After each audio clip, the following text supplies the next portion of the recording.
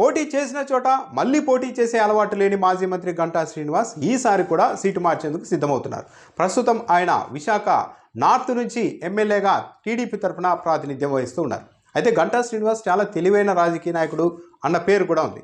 2014లో Telugu Desam party అధికారంలోకి వచ్చిన తర్వాత మంత్రిగా కూడా చేసిన గంటా శ్రీనివాస్ 2019లో ఆయన గెలిచినప్పటికీ తెలుగుదేశం పార్టీ ఓడిపోయిన తర్వాత మాత్రం చాలా వ్యూహాత్మకంగా అధికార పార్టీతో పెద్దగా గొడవలు పెట్టుకోకుండా చాలా సానుకూలంగా కాలాన్ని గడిపేశారు అన్న అభిప్రాయం కూడా తెలుగుదేశం పార్టీలో ఉంది.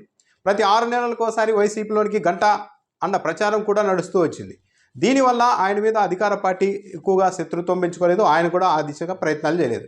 చాలా సానుకూలంగానే కాలాన్ని గడిపేసి తీరా ఎన్నికలు వచ్చిన సమయంలో ఇప్పుడు కొద్ది నెలల క్రితం నుంచి గంటా శ్రీనివాస్ యాక్టివ్ అయ్యారు అన్న అభిప్రాయం ఉంది. అయితే ఈసారి కూడా టికెట్ మార్చేందుకు సీటు మార్చేందుకు అయితే ఆయన సిద్ధమైనట్టుగానే చెప్తూ ఉన్నారు.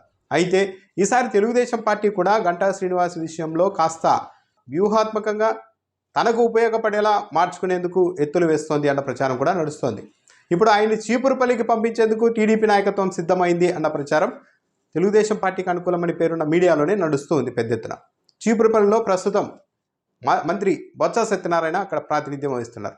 చీపురుపల్లి బొత్స సత్యనారాయణకు చాలా గట్టి హోల్డ్ ఉన్న నియోజకవర్గం అని అందరికీ తెలుసు. గంటా శ్రీనివాస్ 1999లో అనకాపల్లి ఎంపీగా పోటీ చేశారు, గెలిచారు. 2004కు వచ్చేసరికి అక్కడి నుంచి చోడవరం ఎమ్మెల్యేగా వెళ్ళిపోయి అక్కడ గెలిచారు. 2009కి వచ్చేసరికి తిరిగి అనకాపల్లి వెళ్ళారు. 2014లో భీమిలికి వచ్చారు. 2019కి విశాఖ నార్త్ నుంచి పోటీ చేసి గెలిచారు. ఇప్పుడు చీపురుపల్లి వెళ్తున్నారు. అయితే చీపురుపల్లిలో గంటా శ్రీనివాస్ గెలుస్తారా, అసలు ఎందుకు తెలుగుదేశం పార్టీ ఆయన్ని అక్కడికి పంపించాలి అనుకుంటోంది అన్నది కూడా ఇప్పుడు జరుగుతున్న చర్చ.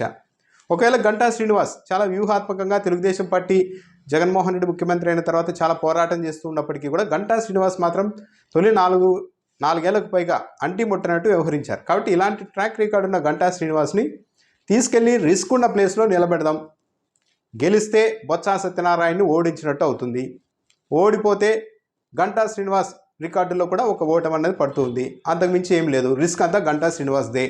కాబట్టి ఆయన్ని తీసుకెళ్లి బొత్స సత్యనారాయణ మీద నిలబెడదాం అన్న ఆలోచనతో తెలుగుదేశం పార్టీ నాయకత్వం ఉంది అని కూడా చెప్తూ ఉన్నారు. బొత్స సత్యనారాయణ అయితే చీపురుపల్లి నుంచి 2004లో గెలిచారు, 2009లో గెలిచారు, 2014లో మాత్రం ఓడిపోయారు. ఓడిపోవడానికి కూడా కారణం ఏంటి అంటే కాంగ్రెస్ పార్టీ నుంచి పోటీ చేశారు ఆయన. కాంగ్రెస్ పార్టీకి మీద ఆ సమయంలో ఎలాంటి వ్యతిరేకత ఏపీలో ఉందో అందరికీ తెలుసు.